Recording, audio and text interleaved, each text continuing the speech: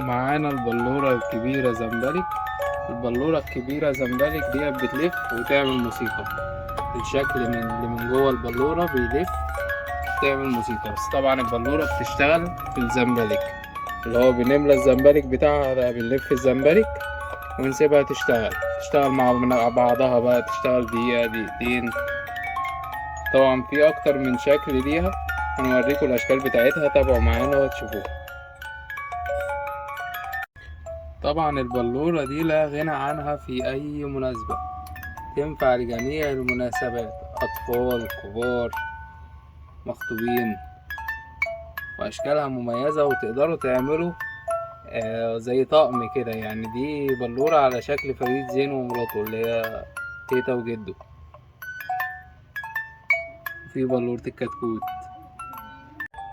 وطبعا البلورة دي لا غنى عنها في البوكسات بتاعة الهدايا، بتحلي البوكس كده وبتحلي البيت، تنفع معاك في شقتك ديكور بعد كده. طبعا ادي بلورة على شكل فلافيل، وتنفع مع دبدوب فلافيل، وفي قلب بوكس بيبقى شكلهم حلو قوي.